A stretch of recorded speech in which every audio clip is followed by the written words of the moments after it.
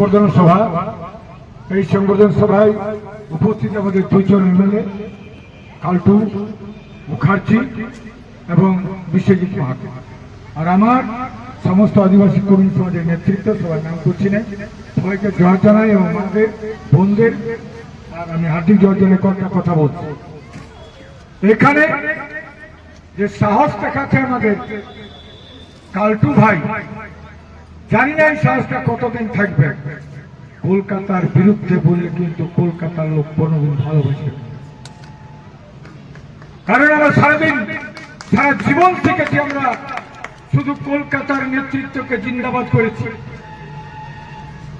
35টা বছর মানুষ শুধু শিখেছে, আজকে আমরা রাজনীতি করতে শিখেছি শুধু কলকাতার বাবুদের গোলামি করা।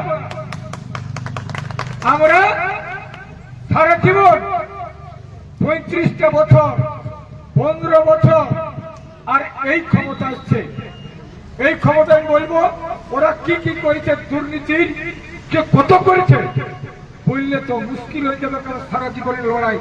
রামকৃষ্ণ মিশন, সৈনিক স্কুল, আমাদের ছেলেরা কেউ পড়তো না। আজকে আমাদের সাঁওতালডি কারখানা বিজলি চলে গেছে কলকাতা হাওড়া 24 পরগনা, এটার বিরুদ্ধে আমাদের কথা ছিল। তখন এদের রাজত্ব থাকলেও কারো বলার ক্ষমতা নয়, কারণ যারা ক্ষমতায় আছে কলকাতার মানুষই করছে সব।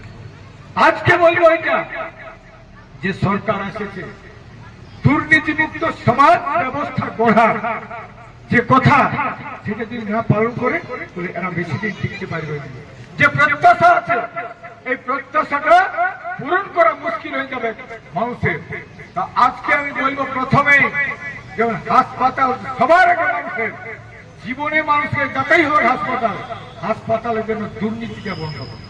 প্রথম ট্রিটমেন্টটা কেমন করবে, কেমন ওষুধ দিবে পরের কথা, কিন্তু ডাক্তাররা সহানুভূতিশীল হয় এবং ওখানে নার্সগুলার বিরুদ্ধে বরাবর আমি বক্তব্য রাখেছি, বরাবর কথা বলছি এবং ওরাকে দমে কাজ দিত। এর একটা কথা আছে, নার্সরা সবসময় হবে মানুষের কথা ওরা ভালো করে শুনতে হবে, ওদের ব্যবহারটা ভালো। নার্সরা কখনো ভালো হয় না। আয়া তো যেটা বললো, আয়াগুলোকে যেটা বাইর করতে দরকার আছে, যেমন হাসপাতালে আয়া আর বিএলআর অফিসে কি বললো ওটা বাইরে রাখে, বিরাট ব্যাপার। এরাই যেমন চালাচ্ছে, আমি এর আগে বাইরে বার করেছিলাম, বলেছিলাম আমাদের লোকের দোষ আছে, তুমি ওদের টাকা লেগে একটা প্রমাণ করে দেয়, একটা লোকের টাকা ঘষা নিয়ে যাবো, তোরা কেউ বললই। এক লোকে বলেছিল, তারপরে দিন ঘরে যাই পয়সা দিয়ে দিল, ঘরে যাই পয়সা দিয়ে দিল, লক্ষ লক্ষ টাকা এখানে বিনিময় হয়।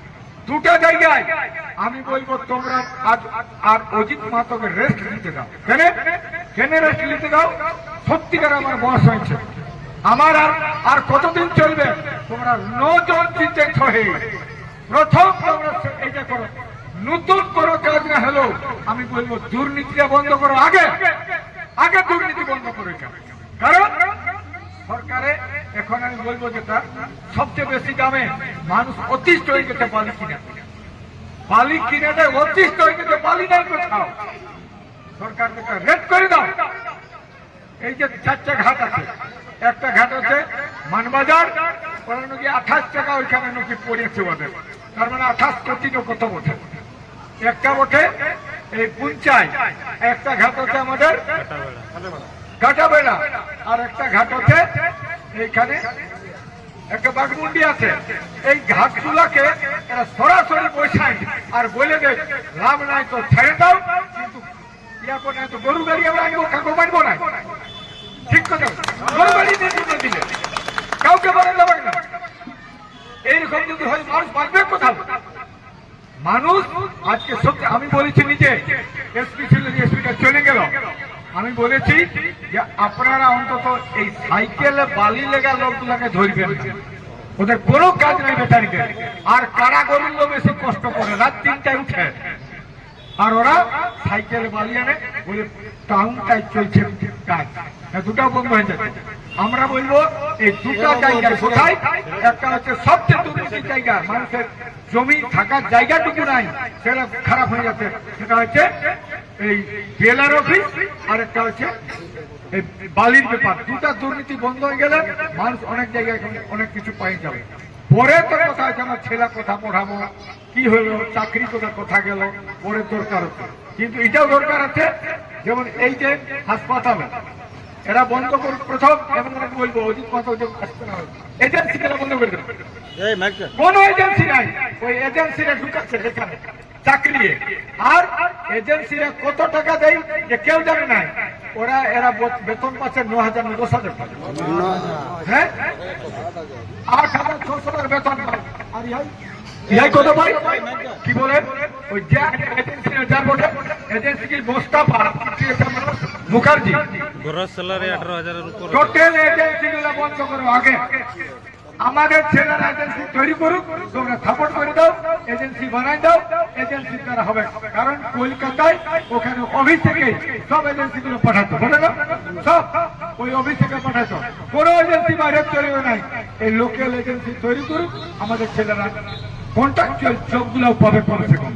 এইগুলো যদি করতে পারি আমাদের বহুত কাজ হবে। আর যেগুলা বলছি, এই যে কলকাতার যে ভূমিকাটা ছিল, এই ভূমিকাটা আরো যদি থাকে আমাদের মরণ সমান। কাকে বলবো, কাকে বলবো প্রতিবাদ, কাকে বলবো? 9 জন এমএলএ জিতেছে, সরাসরি বলতে হবে, আর না তো পরিষ্কার তোমাকে রিজাইন দিতে হবে। একটা কাজ করতে পারবেন কিনা করে সোজা সোজা বলতে। এগুলা তো পার্লামেন্টের দরকার নাই, কারণ এগুলা তো বিধানসভা দরকার নাই। তো দুর্নীতি কেন হবে? স্কুলে মাস্টার নাই, স্কুলে মাস্টার নাই কেন? বিধানসভা যেতে হবে, বিধানসভা দরকার। নোটা এমএলএ সিডিএমকে বলুন আপনার মাস্টার, যদি মাস্টার দেখুন ছেড়ে দাও, যেখানে স্কুল আছে মাস্টার সেখানে, যেখানে স্কুল ছেলে নাই 20টা মাস্টার বন্ধ করে তারা লাখ লাখ কোটি কোটি টাকা নিয়ে আজ ওইগুলোকে ইহা করি, বিধার করি। কে করেছে? School board. স্কুল বোর্ডটাকে ভেঙে দাও। শোনো তোমরা, স্কুল বোর্ডকে ভাঙো, একদম স্কুল বোর্ডকে ঠিক করো, কোনো চলবে না। বেশি দিন কেন চলবে? একদম চলবে না, দুর্নীতি রাখা চলবে না। আর এদের ব্যবস্থা তো মানুষ কই দেখতে পাইলো? এরা কি গাছে বাঁধছ চোর চড়াই, আর পুরো দেখছো জেল ঢুকে, লোকে বুঝতেই পারছে না যে কেমন থাকছে না।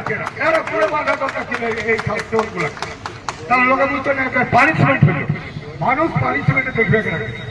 আজকে আমি বলবো সেইটাই, আমাকে আমার সারা জীবন আন্দোলন হচ্ছে কলকাতার বিরুদ্ধে, কলকাতার উপনিবেশিকতার বিরুদ্ধে।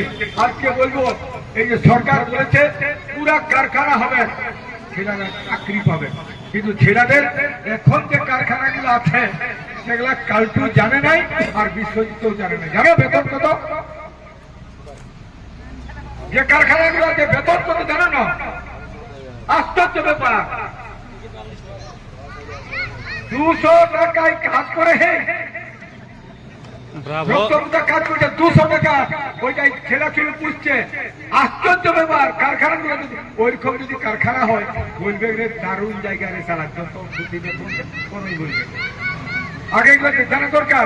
কেন হবে? আজকে এলসি আছে, সরকার আছে, ডিএম আছে, 242 টাকায় কাজ করবে। সেই আজকে আমি বেতন দিয়েছি আজ 300 টাকা লেবারের, মশলা সারা লোক লেবারের পয়সা 300 টাকা, আর 350 টাকা মিস্ত্রি, আর ওইখানে বেতন 8 ঘন্টা কাজ করে 244 টাকা প্রেমও ফেলে দিয়ে আকরি গ্রুপ এইগুলোকে টোটাল বন্ধ করতে হবে। না পরিষ্কার কথা, বেতন বাড়ানো দিয়ে সবগুলো এরকম করছে। আমাদের সকাল হলে পুরুলিয়া কত লোক আছে? 10,000 পুরুষ, জানো নাই? কমসে কম 20,000 লোক ঢুকে চাচ্ছি গেলে আমরা এইটাই পোষাইছে লোক। তবে আশ্চর্য ব্যাপার, সেই জন্য বলছি, প্রথম হচ্ছে মানুষকে সরকারের যে কি করছে নীতিকে তো মানুষ পরে পাবে, হাসপাতাল, চিকিৎসা থেকে শুরু করে শিক্ষা থেকে সবকিছু। কিন্তু প্রথম হচ্ছে দুর্নীতি যদি বন্ধ, সারা অফিসে কোর্টের ডেট নিতে গেল টাকা, কোর্টে আপনাদের কেস আছে, কোর্টে ডেট নিতে গেলে উকিলের টাকা নিয়ে কোর্টে বলে পেশকার ডেট দিচ্ছে না। যে কোনো অফিস যাবে, অফিস স্কুলের টাকা না দিলে কোনো কাজ হবে না। তাহলে সেইটাই যদি চলে, আমার পরিবর্তন কি হলো? 1000 টাকা যদি পুলিশের সাথে 2000 দিলেন, টোটাল বন্ধ হোক দুর্নীতি। আমার কথা সেইটাই। আর নাই তো আমার কথা এইটাই, মানুষকে রাস্তায় নামতে অধিকমাত্র শিখাইতে, রাস্তায় নামতে হবে। বিটি জেলা খবর দুটো ভালো করে ঢুকায়, একদম টোটাল মদ বন্ধ করো, না তো যেটুকু রোজগার সেটাও যাবে রে বাচ্চারা। মদ একদম বন্ধ করতে হবে, গায়ে গায়ে কোনো মদ দিকে চলবে না। মানুষ যদি তৈরি করতে চাও, কারণ বিটি ছেলেরা 100% কেউ মদ খায় নাই, বেটা ছেলেরা কিন্তু 80% লোকে মদ খাচ্ছে। আপনাদের কাছে অনুরোধ, মদ বন্ধ করুন, না তো আজ বেশি দিনের কোন রাজনীতির কাজ হবে না, কোন রাজনীতি নাই। বিজেপি কেন আরো করে খাইলো, ভোল্টি করে থাকবে, ভোল্টে পড়ে থাকবে বাইরে। এই জন্য বলছি মদের বিরুদ্ধে আমার লড়াই। এই জন্য বলছি আদর্শের চেয়ে বড় জিনিস হচ্ছে মানুষ সমাজটাকে তৈরি করা। First should forward character, morality, how to change the morality.